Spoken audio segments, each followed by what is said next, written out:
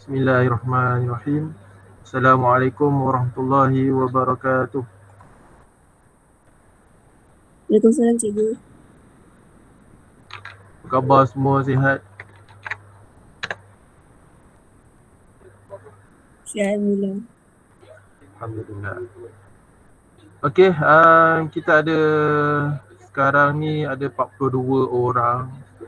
Ada lagi yang belum masuk. Jadi sementara menunggu kawan-kawan yang ada, kita akan teruskan jugalah kelas hari ni.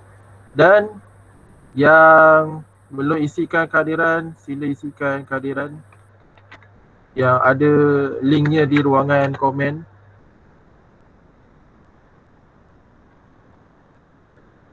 Okay, hari ni cikgu sudah boleh kembali ke sekolah, Alhamdulillah. Semuanya sudah kembali normal.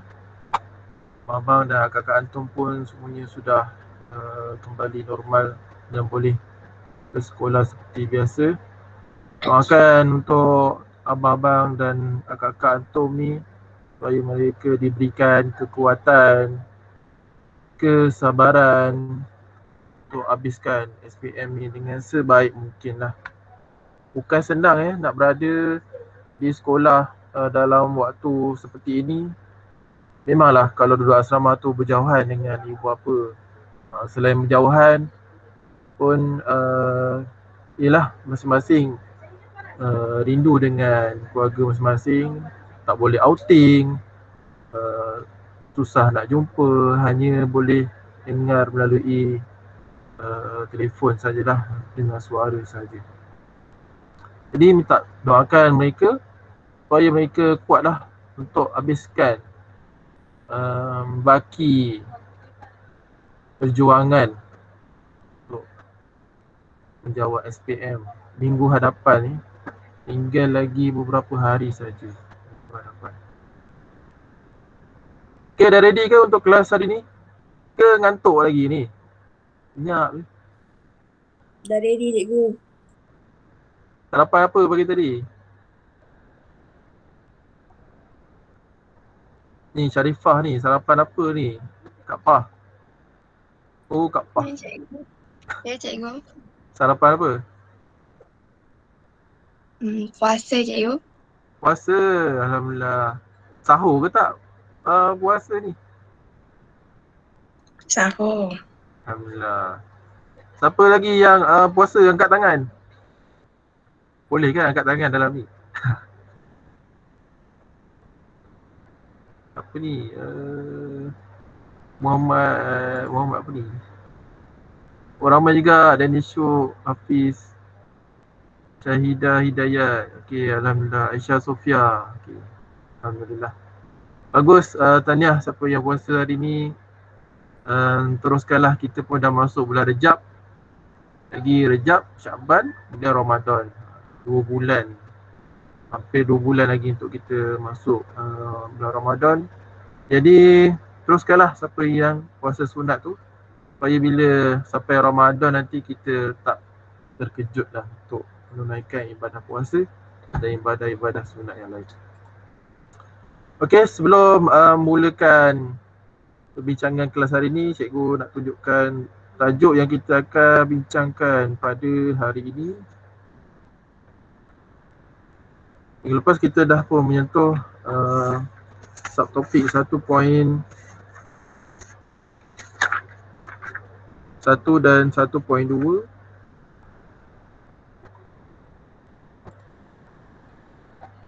So untuk hari ini kita akan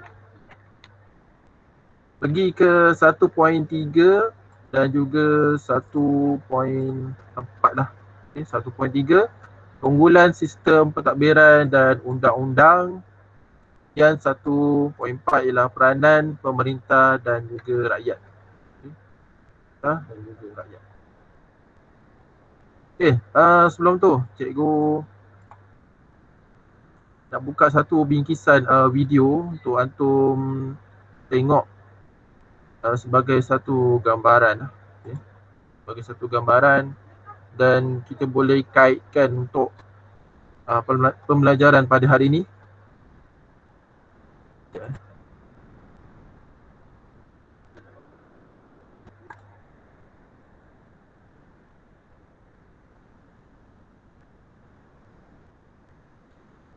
Okay, ni dia. Nampak kan? Nampak cikgu. YouTube nampak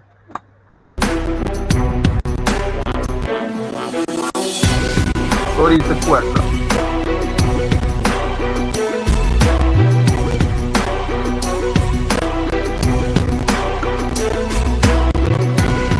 So siapa yang belum pernah pergi ke Melaka, hari ni kita akan pergi ke Melaka lah secara virtual.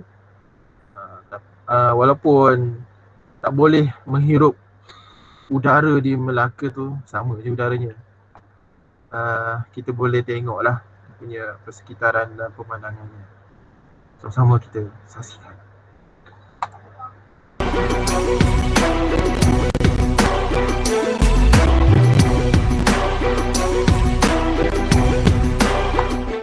Ni siapa tahu ni apa dia ni tempat ni. Mana tadi? Dah terlepas.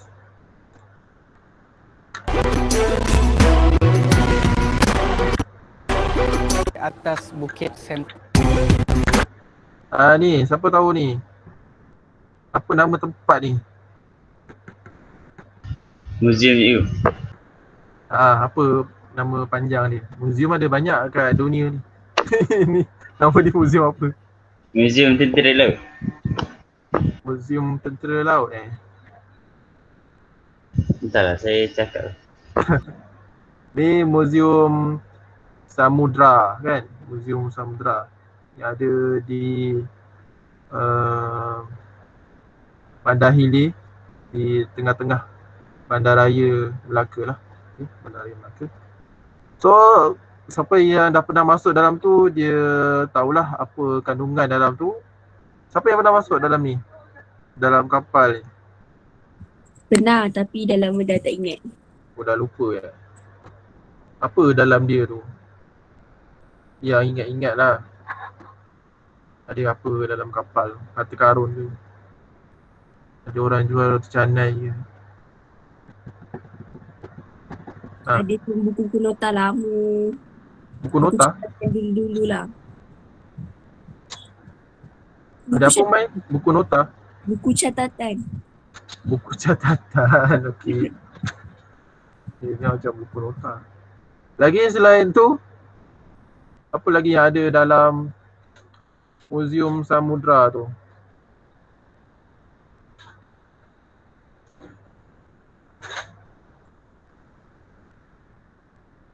Ni siapa ni? Alia Syafia. Saya cikgu. Apa dia Alia dalam tu? Sejarah-sejarah. Sejarah-sejarah apa? Sejarah-sejarah pahlawan dulu-dulu. Pahlawan silam lah, pahlawan silam. Okay, terima kasih Alia. Okay, dalam kapal tu ada pelbagai maklumat berkaitan dengan sejarah Kesultanan Melayu Melaka. Ada juga dalam tu jenis-jenis mata wang yang digunakan semasa Kesultanan Melayu Melaka dulu, dan juga sejarah-sejarah berkaitan dengan Melaka lah terutamanya. Okay. So insyaAllah siapa yang ada masa dan berpeluang nanti bila dah boleh untuk melancong dan sebagainya, pergilah ke Melaka, terutamanya ke tempat ini. Okay, sebagai seorang yang menuntut ilmu, wajiblah untuk antum pergi untuk tengok-tengok, belajar dan sebagainya.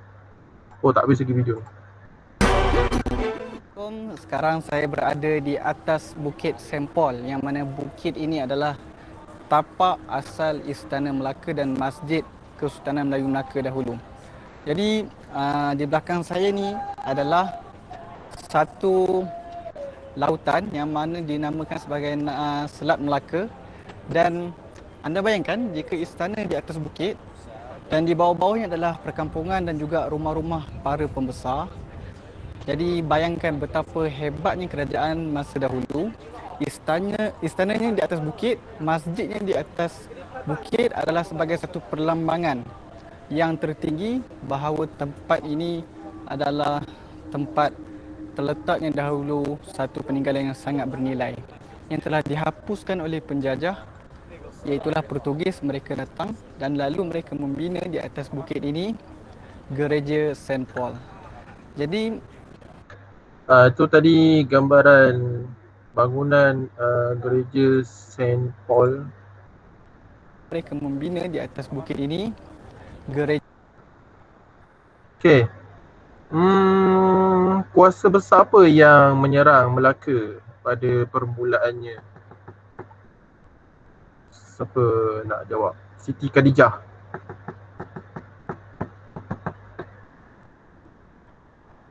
SK ada SK.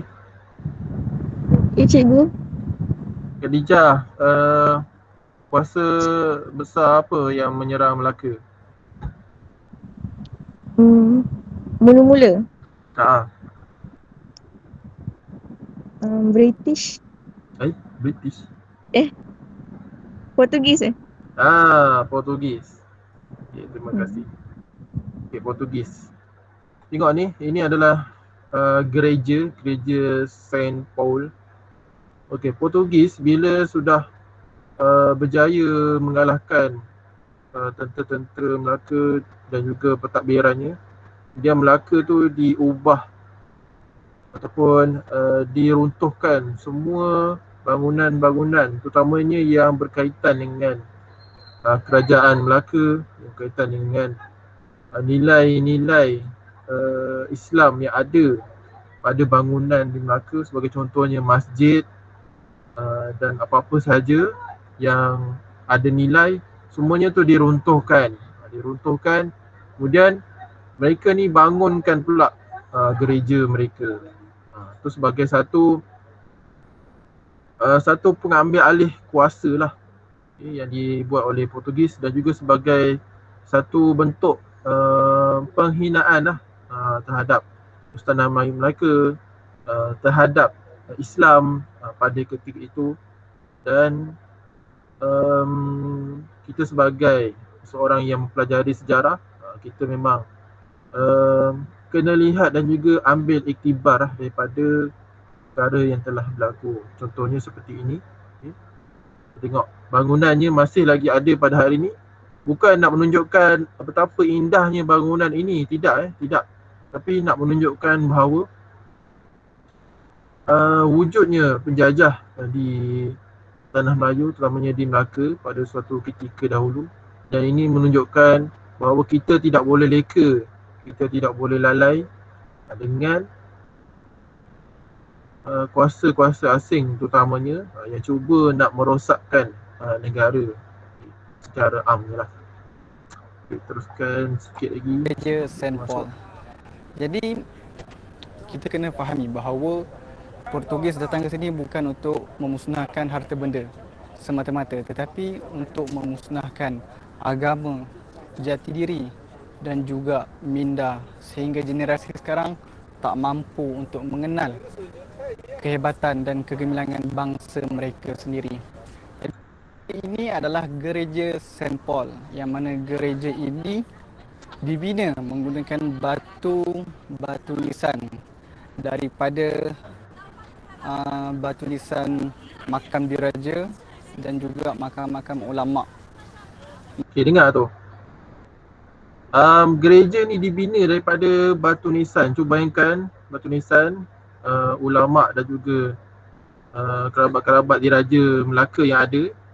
Daripada batu nisan tu digali, kemudian dibangunkan pula gereja. Itu sebagai satu bentuk penghinaan lah kan. Masjid mereka runtuhkan, kemudian makam-makam semua digali, batu nisan tu digunakan pula untuk bangunkan gereja. So kalau kita ada pada masa itu pun sudah semestinya kita akan rasa marah, kita akan rasa sedih yang teramat lah, yang teramat. Bayangkan itu semua sudah mengganggu ataupun sudah mengganggu berkaitan dengan nilai-nilai keislaman. Soalan cikgu nak tanya lah.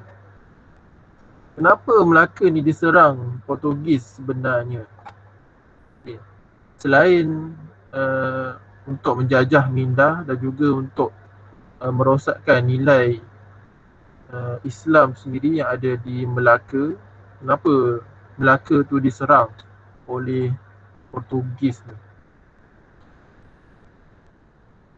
Aiman Hakim.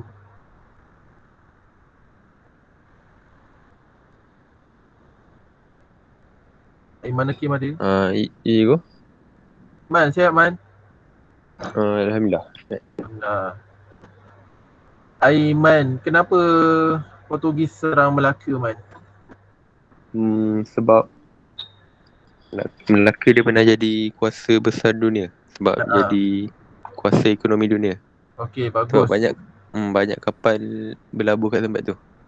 Maksudnya hebat dari segi ekonomi, contoh Betul. Dengan ketenteraan. ketenteraan. Apa lagi?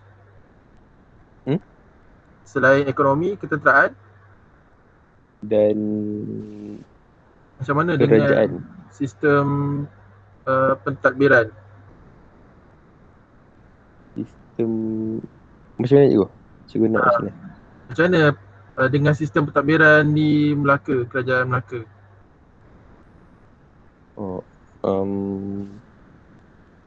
Diasaskan oleh para miswara. Itu ialah pengasasan Kesultanan Melayu Melaka.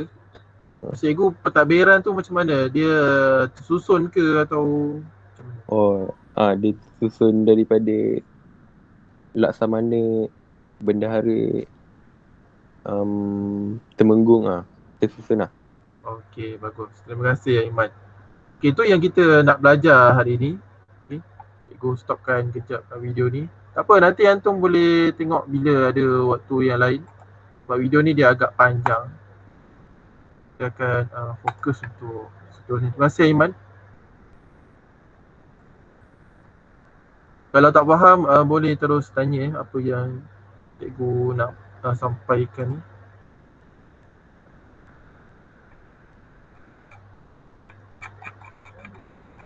Satu kali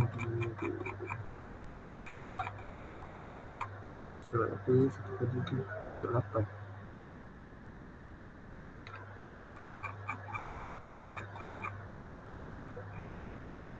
Ini dia. Keunggulan sistem pentadbiran dan undang-undang. Okey, di sini ada ceritakan berkaitan dengan maksud keunggulan sendiri sebagai satu kesempurnaan dan juga keistimewaan sebuah kerajaan lah. Itu semua orang tahu. Bila mana kita kata unggulnya sebuah kerajaan tu adalah disebabkan ada satu sistem ataupun satu kriteria yang menunjukkan kerajaan tu kerajaan yang hebat. Sebagai contohnya, kalau Melaka kita boleh lihat kerajaan ni masyhur sebab dia ada satu sistem pentadbiran yang tersusun. Okay, sebagai apa yang kita boleh lihat dari segi sistem pentadbirannya sebagai satu sistem pentadbiran yang lengkap. Okay, cikgu highlightkan. Kemudian lengkapnya tu disebabkan ada pentadbiran yang tersusun yang dikenali sebagai sistem pembesar 4 lipatan. Okay. Pembesar 4 lipatan. Nama lipatan tu bukanlah seperti lipatan kain ataupun lipatan roti canai. Cikgu asyik sebut roti canai gitu. Dan sebagainya. Tapi ini adalah sebagai satu sistem yang tersusun berasaskan 4 lipatan ataupun 4 lapisan. Kalau antum masih ingat lagi 4 lipatan tersebut terdiri daripada lipatan yang pertama ialah pembesar yang berempat tu. Berempat. Okay. Ada Bendahara, Pulau Bendari, Temenggung, Laksamana. Kemudian pembesar yang ke-8 yang pembesar yang ke-16 dan pembesar ke-32. Okay. Itu mungkin tak disebutkan secara detail lah dalam buku teks. Itu sebagai satu yang sepatutnya antum tahu dan juga ingatlah berkaitan dengan sistem pembesar 4 lipatan. Okey.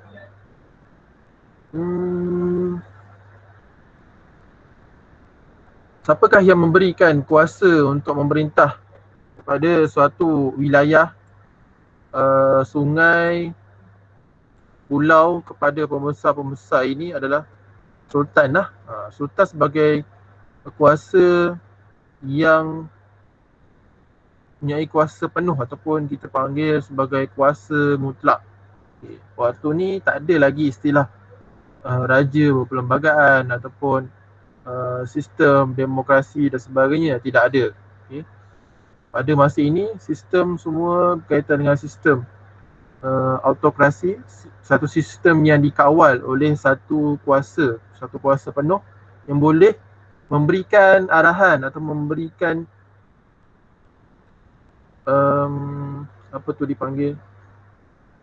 arahan penuh yang perlu dilakukan ataupun perlu dijalankan oleh pembesar-pembesarnya. Okay.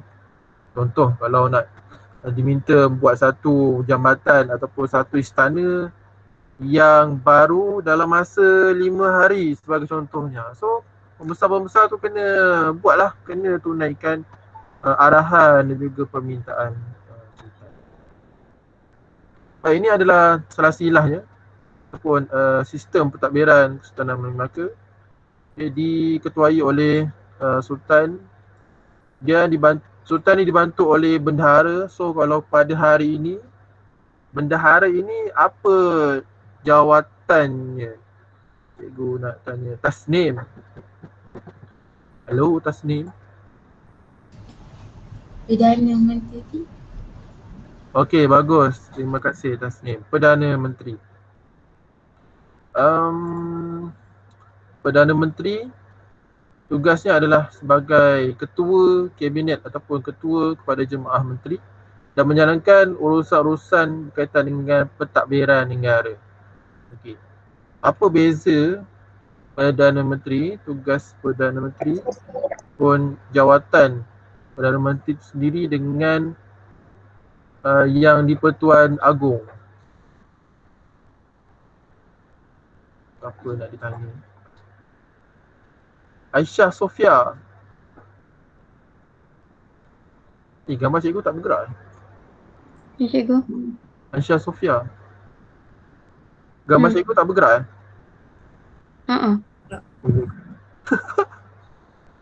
Apa dia Aisyah Sofia tadi yang cikgu kata tadi? Bendahara ni dia macam penasihat untuk Sultan tu. Okey. Sultan pula dia dia yang mengesahkan dan memberi arahan kepada kita. Kepada yang kepada menteri-menteri yang lain. Pada menteri-menteri yang lain. Pada pembesar-pembesar yang lain lah. Pembesar-pembesar yang lain. Okey, terima kasih Aisyah Sofia. Okey, kemudian apa pula perbezaannya dengan hari ini, iaitu yang di-Pertuan Agong tu dengan Perdana Menteri. Azmil Haziq. Azmil tak boleh masuk tadi dia kata ada problem.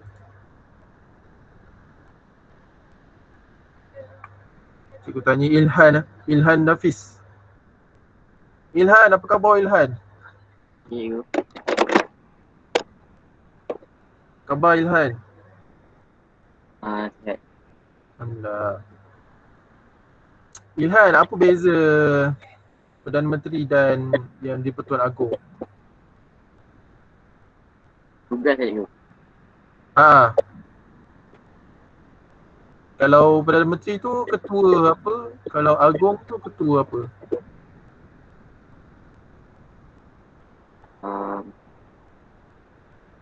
Tugas Perdana Menteri menjadi penasihat kepada yang di-Pertuan Agong. Penasihat. Okey. itu menamakan senarai Menteri Kabinet untuk dilantik oleh Yang di-Pertuan Agong. Okey. Itu semua senarai tugas lah Perdana Menteri. Cikgu nak tanya, kalau Perdana Menteri ni beliau ialah ketua apa dan Yang di-Pertuan Agong ni ialah ketua apa? Perdana Menteri ketua kerajaan dan mempengerusikan kabinet. Okey. So kalau Agong, Agong ketua negara. ketua negara. Okey, bagus Ilhan. Terima kasih. Okey, antum jangan keliru Agong dan juga Perdana Menteri. Agong tu ialah ketua negara, manakala Perdana Menteri adalah ketua kerajaan ataupun ketua kabinet, iaitu ketua yang menjalankan dan juga melaksanakan pentadbiran di Malaysia lah, di negara kita. Okay. Itu dua perbezaan yang antum kena tahulah. Dan juga Sultan dan juga Bendahara. Sultan ialah satu ketua kerajaan Melayu Melaka, manakala Bendahara ialah pembantunya ataupun yang menjalankan semua titah ataupun arahan Sultan lah, terutamanya yang berkaitan dengan pentadbiran Sultanan Melayu Melaka. Cikgu try keluar kejap sebab gambar cikgu lag. Kejap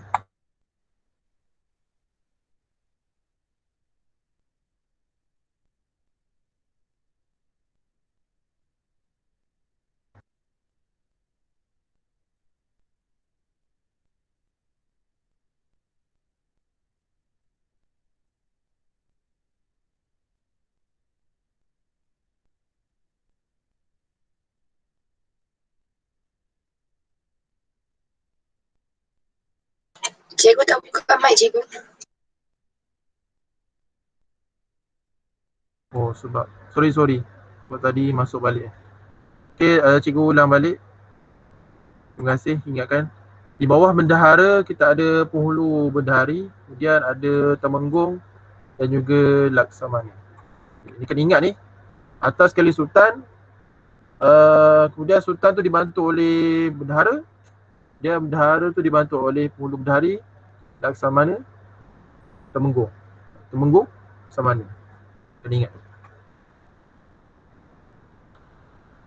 Okey, dikatakan di sini sebagai satu sistem pentadbiran yang tersusun dan juga berhierarki. Hierarki tahu kan, maksudnya ia seperti piramid lah.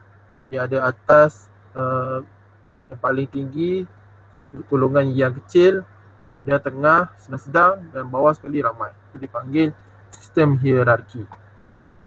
Okey, peranan sultan mengetuai pemerintahan. Ini tolong catatkanlah di buku. Mengetuai pemerintahan dan ada kuasa dalam segala aspek. Segala aspek, semua aspek. Namanya dalam pemerintahan, dalam peperangan, dalam hubungan diplomatik dan juga dalam agama lah. Kemudian dalam sistem pembesar ini, kita ada pembesar berempat iaitu bendahara seperti yang tadi dah disebutkan, bendahara, bendahari, temenggung, laksamana. Kemudian pembesar-pembesar ini dibantu pula oleh pembesar yang lain iaitu Syah Bandar, Bentara, Orang Kaya, Hulu Balang dan juga Penghulu. Ini gelaran-gelaran jawatan pembantu kepada pembesar berempat ni lah.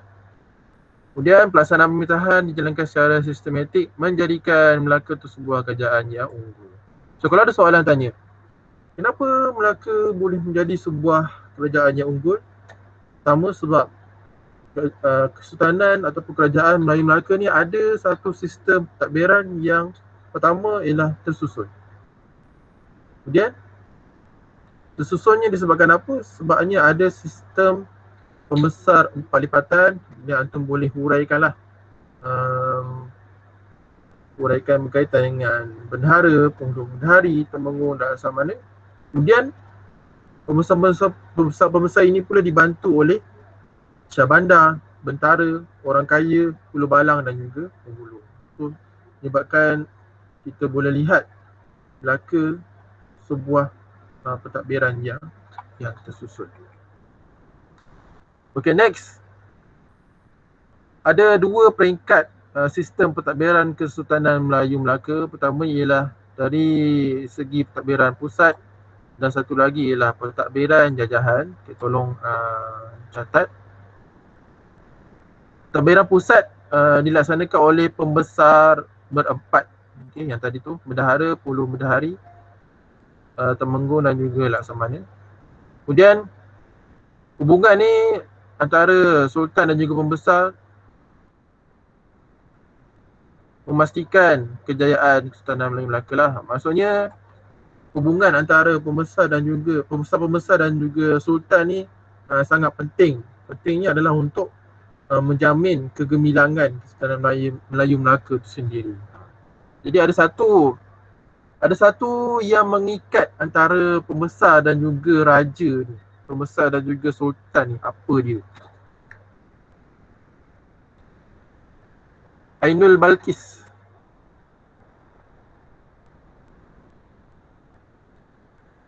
Ainul Balqis ada?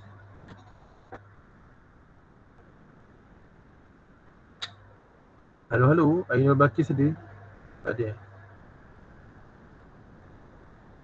Nur Aminah Yasmin. Aminah Yasmin di mana ya? Ingat nama, tak ingat muka. Ada ingat muka, tak ingat nama. Aminah Yasmin ada?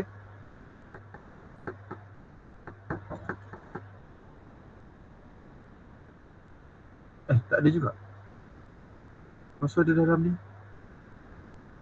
Kita pergi ambil roti.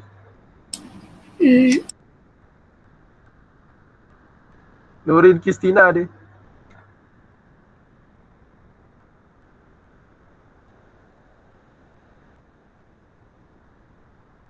Mana Nurin Kristina? Hai cikgu. Okey, Nurin. Apa khabar? Sihat ke? Sihat. Sihat alhamdulillah.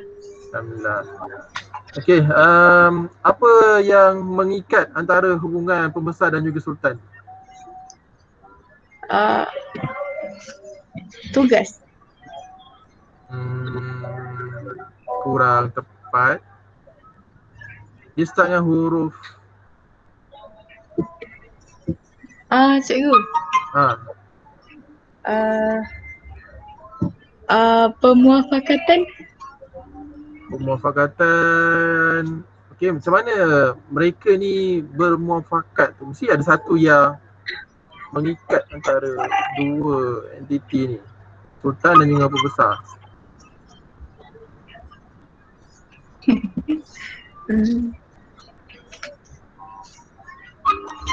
Maksudnya segala yang diarahkan ataupun diperintahkan, dititahkan oleh sultan ni, pembesar akan buat dengan apa cara sekalipun. Tu apa ikatan, apa yang ada? Diorang ni persefahaman dua hala. Kuasa apa? Persefahaman. Yelah, memang mereka sefahaman dua hala, maksudnya masing-masing itu faham lah antara satu sama lain kan. Tapi apa yang mengikat antara kedua-dua ni? Dia ada 5 huruf. Depan ni huruf S. Belakang ni A. Setia. Setia. So kesetiaan pembesar terhadap sultan mereka membuatkan segala apa titah yang diarahkan sebagainya semuanya perlu dilaksanakan sebab pembesar-pembesar ni setia kepada sultan mereka. Kesetiaan. Okay, terima kasih Nurin Kristina.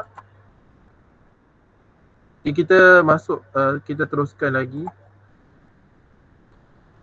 Okay, tadi Nurin ada beritahu tentang pemuafakatan antara sultan dengan pembesar. Okay, betul lah tu.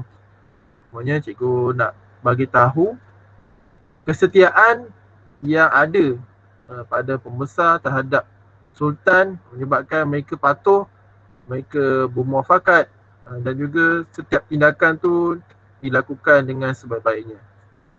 Dan seterusnya pemufakatan antara sultan dan juga pembesar menyebabkan boleh mengelakkan sebarang tindakan yang sewenang-wenangnya oleh pemerintah. Maksudnya segala tindakan tu dibuat dengan sebaik-baiknya dan tidak melanggar kepada undang-undang dan juga arahan oleh sultan. Okey, ini adalah tugas bendahara, tolong catatkan.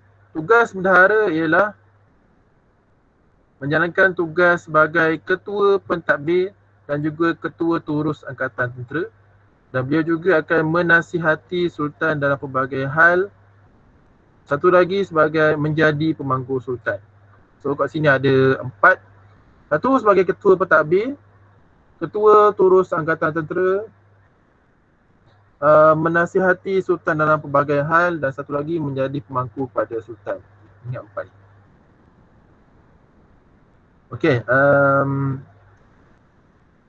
Okey, sebagai kita tahulah Sultanan Melayu Melaka ni sebuah kerajaan yang hebat.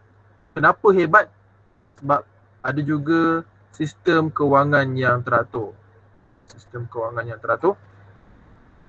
Sistem kewangan ni sumber pendapatan Kesultanan Melayu Melaka diperoleh daripada urusan perdagangan. Macam kita tahulah, Kesultanan Melayu Melaka ni ada satu pelabuhan yang besar, pelabuhan yang terkenal, masyhur, dikenali oleh kerajaan-kerajaan pada masa tersebut, dan dijalankan aktiviti perniagaan, aktiviti perdagangan yang melibatkan banyak negara-negara luar.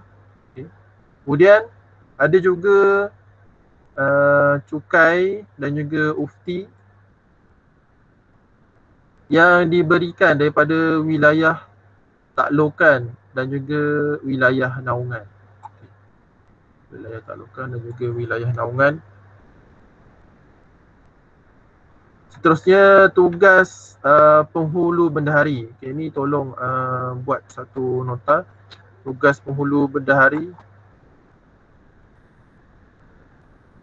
menguruskan perbendaharaan secara teratur. Kemudian tugas Syah Bandar. Ini Syah Bandar mengutip cukai di pelabuhan,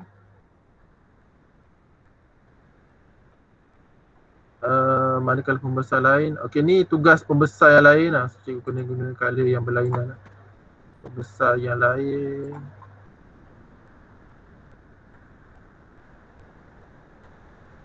Mengutip cukai di kawasan pegangan.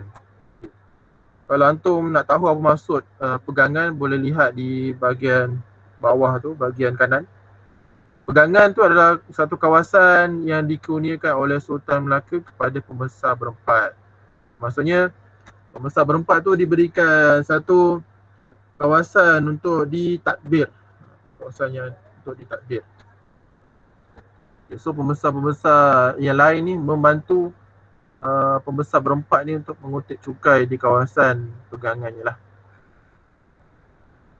Okay, kemudian hasil pembendaharaan akan disalurkan untuk kepentingan kerajaan, sebagai contohnya kepentingan untuk membeli senjata dan juga untuk membina istana lah. Membina istana, upgrade dengan sistem ketahanan ataupun sistem yang boleh, sistem keselamatan yang baik lah, supaya sekiranya berlaku penyerangan, ditentang dan sebagainya, Melaka sudah bersedia untuk mempertahankan kerajaannya.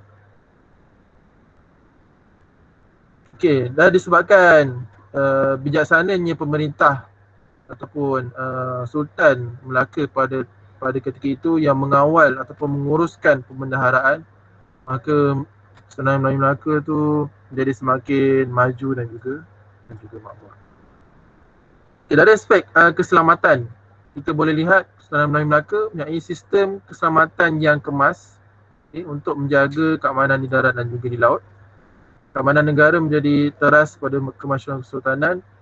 Okey, ini ialah tugas Temenggung. Tugas Temenggung menjaga keselamatan Kota Melaka. Manakala tugas Laksamana bertindak sebagai Panglima Angkatan Laut Melaka.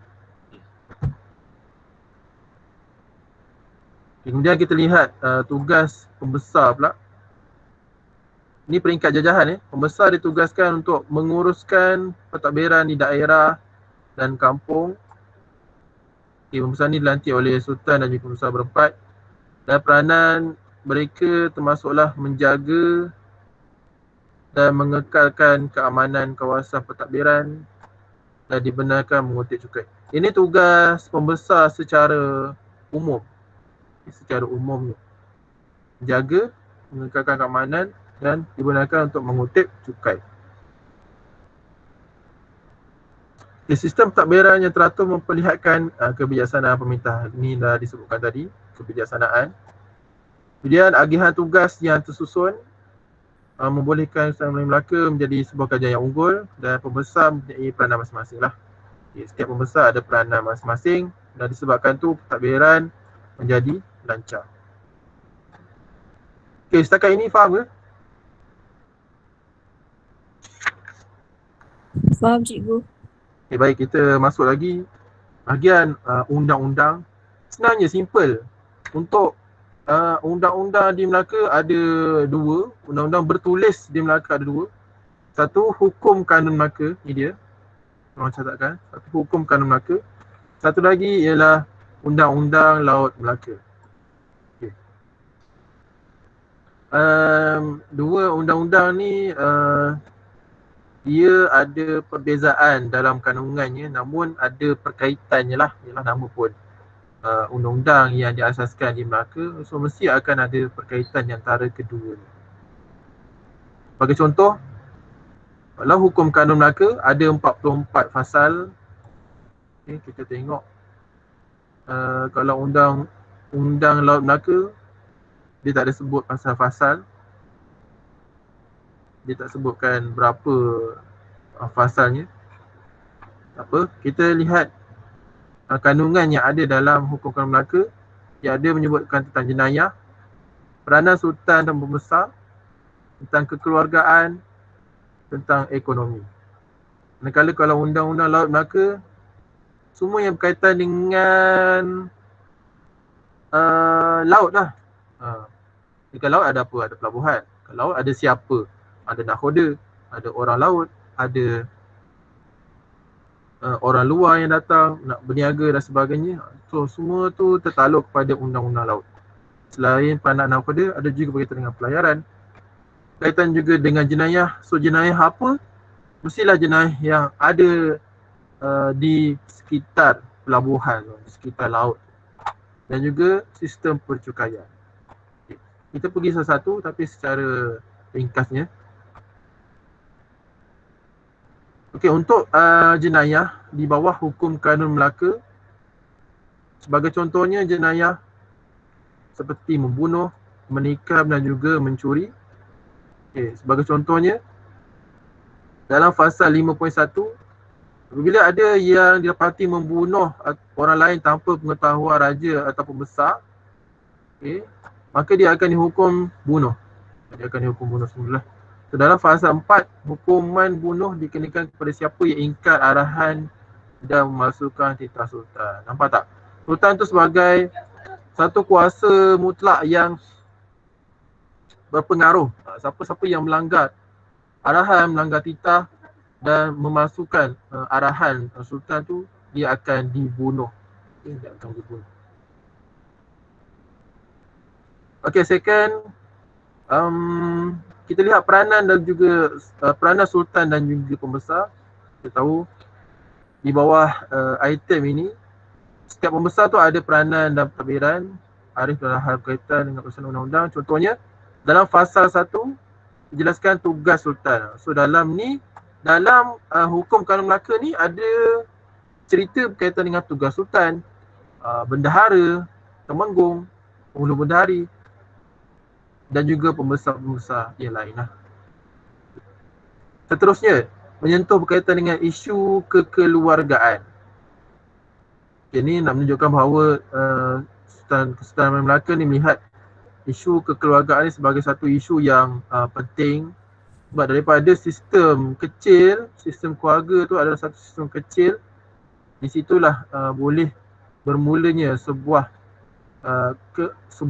kerajaan Melaka yang besar. Maksudnya kalau tidak diberikan perhatian yang penting terhadap sistem keluarga yang ada di dalam kerajaan Melaka, tu kerajaan Melaka yang besar tu susahlah untuk dimajukan. So point dia ialah sistem keluarga yang ada dalam lingkungan kerajaan Melaka itu sendiri. So undang-undang ni adalah tujuannya mestilah untuk mewujudkan keharmonian dalam keluarga dan untuk menyelesaikan masalah yang dihadapi oleh keluarga ataupun masalah yang berkaitan dengan dalam hal perkahwinan lah. Okay, sebagai contoh pasal 26, pernikahan tu memerlukan 4 orang saksi. Tengok kena ada 4 orang saksi. Kalau tak cukup, memadai 2 orang sahaja.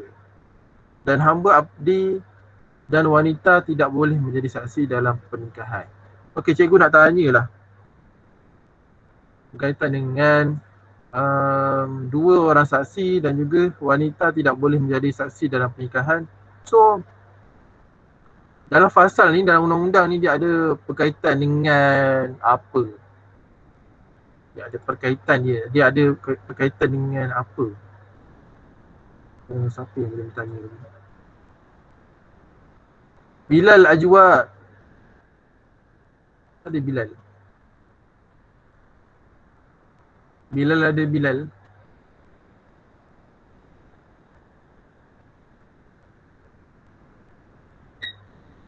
Halo, Bilal ada? Mic tak ada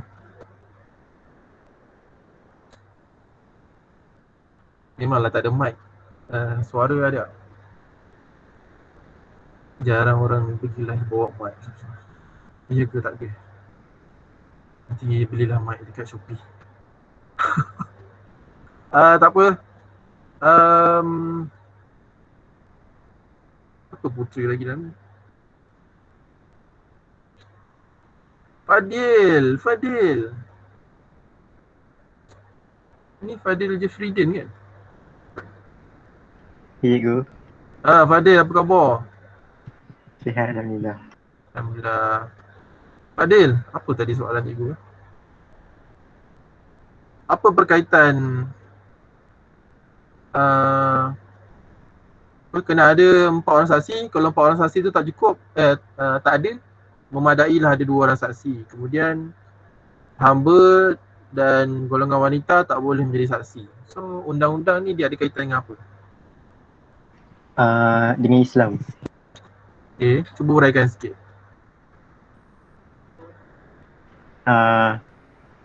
Hukum kanun Melaka ni dibuat berasaskan undang-undang dalam Islam. Okey, bagus. Tu dia point dia yang penting. Dia ada kaitannya dengan undang-undang Islam lah. So kalau berkaitan dengan dalam Islam, berkaitan dengan sistem keluargaan, kita boleh belajar dalam bab munakahat, betul? Kalau antum ada ingat lagi masa belajar di sekolah agama tu, ada satu bab berkaitan dengan kekeluargaan, iaitu munakahat kan, betul tak? So di sini menunjukkan bahawa hukum kanun Melaka dan juga undang-undang laut Melaka ni asas utamanya ialah undang-undang Islam. Al-Quran dan juga As-Sunnah tu dijadikan sebagai asas utama untuk digubal, untuk menggubal 2 undang-undang. Terima kasih Fadil.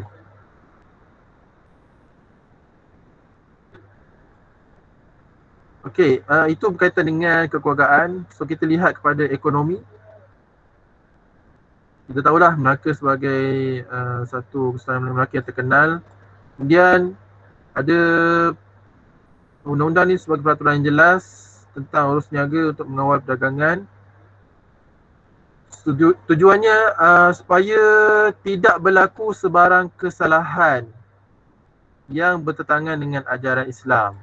Contohnya, pasal 30 ni menyatakan bahawa amalan riba tu diharamkan. Tengok, dia ada kaitan lah dengan Islam tu sendiri. Riba tu haram. Dalam pasal ni menyatakan amalan riba tu haram dalam apa-apa sahaja urusan, terutamanya urusan perniagaan. Dan orang yang menjalankan perniagaan, ni tengok, orang yang menjalankan perniagaan, dia bagi pula ciri-cirinya, iaitu kena akil balik. So, seorang yang sudah sempurna akalnya, boleh berfikir dengan baik, boleh membuat pertimbangan keputusan yang baik. Kemudian siuman, maksudnya waras, dan perlu melafazkan niat jual beli. Maksudnya ada akad dalam jual beli lah. Kita lihat pula Undang-Undang Laut Melaka. Okey, Undang-Undang Laut Melaka ni dijalankan ataupun diusahakan, maksudnya dijalankan oleh beberapa nakhoda Melaka, iaitu nakhoda jenal, nakhoda diri dan juga nakhoda sahab. Tengok nakhoda pun ada nama-namanya. Okay. Ada dia punya pembahagian-pembahagiannya. Undang-undang ini diperkenalkan oleh Sultan Mahmud Shah. Ini sultan yang memperkenankan undang-undang ni, dan mengandungi antaranya termasuklah perkara berkaitan dengan peranan nakhoda, pelayaran, jenayah di atas kapal dan juga percukannya. Kita lihat peranan nakhoda. Nakhoda tu berkuasa penuh dalam pelayaran. Dia ibarat sebagai raja dalam sebuah kerajaan yang berkuasa penuh dalam kerajaan. Tapi nakhoda ni dalam sebuah pelayaran tu, belayar di atas kapal tu, yang menjadi rajanya ialah nakhoda. So, semua pihak harus patuhlah setiap arahan, apa-apa saja yang disuruh oleh nakhoda, semua anak-anak kapal perlu buat. Sebagai contoh, kita lihat dalam fasa 13.1, nakhoda diberikan keutamaan untuk berniaga selama 4 hari. Maksudnya boleh berniaga selama 4 hari. Kemudian fasa 13.3, sekiranya nakhoda hendak singgah di tempat yang tidak ada dalam senarai persinggahan. Tengok, nak bersinggah pun kena ada senarai dia. Maksudnya kena ada pendaftaran dulu kat mana nak pergi dan sebagainya. Nakhoda perlu bermesyuarat dengan semua orang di dalam kapal untuk mendapatkan persetujuan. So, di sini kita boleh lihat satu sistem sama juga yang ada dalam Islam, iaitu sistem musyawarah. Sistem musyawarah antara nakhoda dan juga anak kapal. So, kalau nak singgah di suatu tempat, nakhoda tu tak boleh buat keputusan sendiri. Dia kena minta pandangan, dia kena berbincang dengan anak-anak kapal. Itu dalam cerita peranan nakhoda. Okey, pelayaran kita lihat. Okey, dalam ni ada jelaskan peranan nakhoda. Peranan pegawai selain nakhoda termasuklah peranan jurumudi, malim dan juga jurubatu. Dan pelaksanaan peranan masing-masing ni menjadikan pelayaran tu selamat dan juga lancar lah. Bila setiap orang ada tugas dan tugas tu dicatatkan dalam Undang-Undang Laut Melaka ni, masing-masing kena baca, masing-masing kena faham dan hadam tugas masing-masing, barulah pelayaran tu menjadi selamat dan juga lancar. Contoh, dalam fasa 9, seorang malim harus arif tentang ilmu pelayaran. Okey, malim ni apa malim?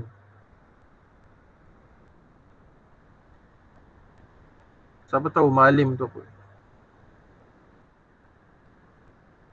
Ada tak dalam ni? Siapa tahu Malim tu apa. Okay, Malim ni Orang orang yang- yang apa dia? Pelayaran. Orang yang arif tentang pelayaran. Okay, bagus. Orang yang arif tentang pelayaran. Maksudnya dia tahu tentang ilmu laut. Dia boleh cerap bulan, dia boleh cerap bintang. So kalau dia nampak bintang tu, dia tahulah ke mana arahnya, di mana arah utara, di mana arah selatan dan sebagainya. Ke mana kapal ni nak dibawakan, nak diarahkan mengikut angin dan sebagainya. Itu kehebatan ataupun keistimewaan yang ada pada Malim. Malim perlu mengetahui keadaan ombak, tengok dia tahu pasal ombak, arus dan juga kedudukan bulan dan juga bintang agar pelayaran tu berada dalam keadaan selamat. Tengok, sekiranya Malim gagal ataupun lalai dalam menjalankan tugas sehingga menyebabkan ada pelanggaran, maksudnya kapal tu berlanggar dengan kapal yang lain ataupun melanggar pulau sehingga menyebabkan kerosakan dan sebagainya, dia tu sendiri akan dijatuhkan hukuman bunuh. Tengok, hukuman bunuh terus jadi disebabkan itu Malim ni tidak boleh leka ataupun lalai dalam memandu. Kita cuba habiskan sikit lagi sampai percukaian. Okey, jenayah di atas kapal akan menggugat ketenteraman dan keselamatan si kapal. Yalah, kalau ada jenayah yang berlaku dalam kapal, itu boleh menggugat ketenteraman dan juga keselamatan dalam kapal itu sendiri. Okey, sebagai contohnya, sekiranya sebagai contoh perbuatan jenayah tu ialah mencuri, membunuh dan juga memberontak lah. Contohnya dalam Fasal 5, seorang yang berkelakuan jahat dan membunuh orang di atas kapal, siapa yang jahat dan membunuh orang di atas kapal, hukumannya adalah hukuman mati. Okay, hukuman mati. So, itulah sebagai satu hukuman yang berat. Okay. Siapa yang mencuri, yang berkelakuan jahat dan membunuh orang di atas kapal, hukumannya adalah hukuman mati terus. Okey, kemudian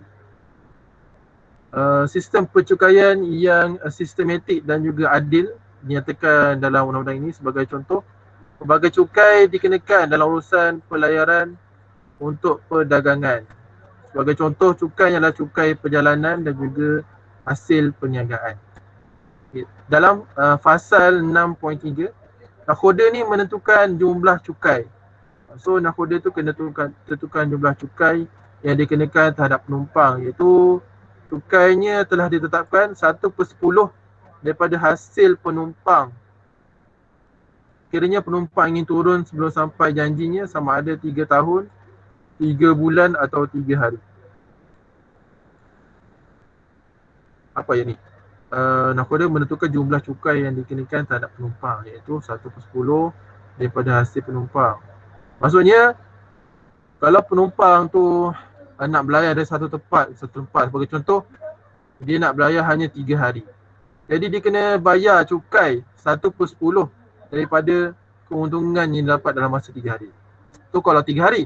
Kalau dia nak berlayar, penumpang tu nak berlayar di atas kapal tu selama 3 bulan, maksudnya dalam masa 3 bulan tu dia berlayar, bila berhenti dekat mana-mana pelabuhan, dia berniaga dan dapat untung.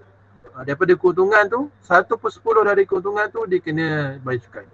Sama juga kalau dalam masa 3 tahun, dalam masa 3 tahun dia berlayar, berhenti kat mana-mana pelabuhan, berdagang, dapat duit. So daripada 1/10 duit tu, keuntungan tu perlu dibayar cukai. Itu maksudnya. Okey, cikgu stopkan di sini sampai 1.3. Cikgu nak dengar lah beberapa orang simpulkan apa yang dia dapat belajar hari ini. 1.4 tu kita sambung minggu depan. Any volunteers?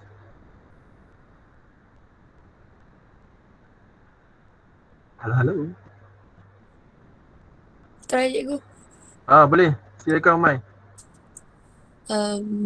Kesimpulannya saya dapat belajar sebenarnya waktu Kesultanan Melayu Melaka ni mempunyai pelbagai kelebihan dan pelbagai berbagai kelebihan lah.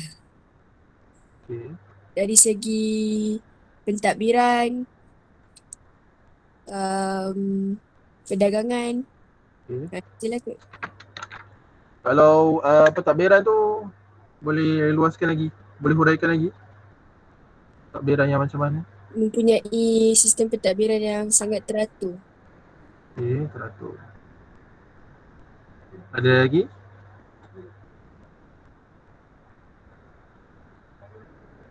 Teratur tu dia ada apa dalam pentadbiran tu? Dia ada siapa? Ada sultan, bendahara, sultan, Penghulu. bendahara, menggung, laksamana dengan apa lagi yang satu tu? Penghulu, Penghulu bendahari. penghulu bendahari. Okey, ada lagi Mai?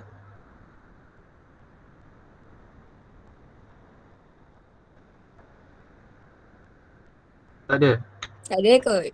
Okey, terima kasih Mai, tahniah. Bagus. Okey, soalan lagi. Tadi dah puteri, soalan lagi putera lah. Volunteer lah. Baru nampak semangat nak belajar tu. Cepat, jangan balukan putera. Come on guys. Come on guys. Mana putera ni? Come on guys. Come on guys. 10 minit kemudian. Come on guys. Cikgu. Okey, silakan.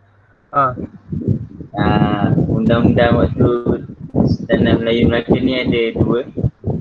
First, Hukum Kanun Melaka dengan Undang-Undang Laut Melaka. Okey. Cuba huraikan sikit. Hukum Kanun Melaka dia ada 4. Dari jenayah, peranan sultan dan pembesar, kekeluargaan dan ekonomi. Kalau Undang-Undang Laut Melaka dari segi peranan narkotika, pelayaran, jenayah dengan percukaian. Okay. Ya, betul, itu semua adalah kandungan yang ada dalam Hukum Kanun Melaka dan juga Undang-Undang Laut Melaka. Dia simple, basic yang anda faham tentang Hukum Kanun Melaka dengan Undang-Undang Laut Melaka. Hukum Kanun Melaka tu di mana undang-undang tu dijalankan? Undang-Undang Laut Melaka tu di mana dijalankan?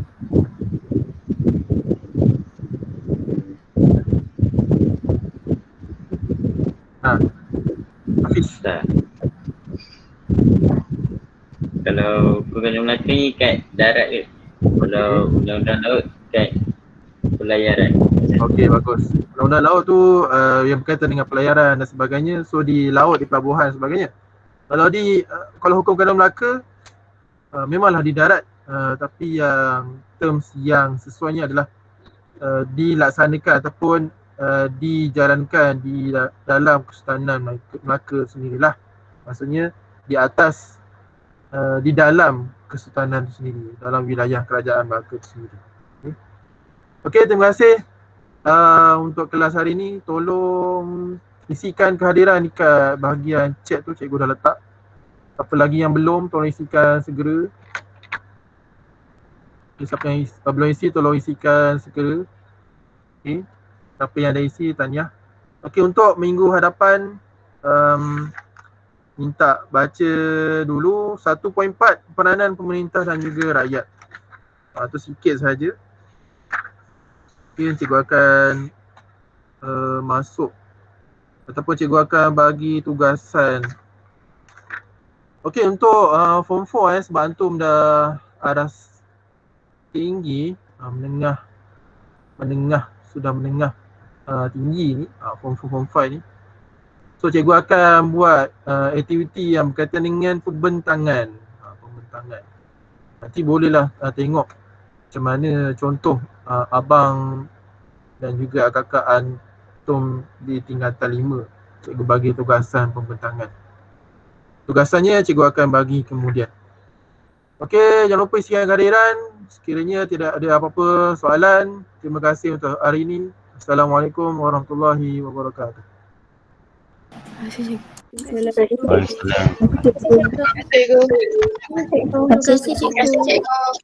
Sama. Terima kasih cikgu. Terima kasih, Cikgu. Sama. Cikgu. Sama.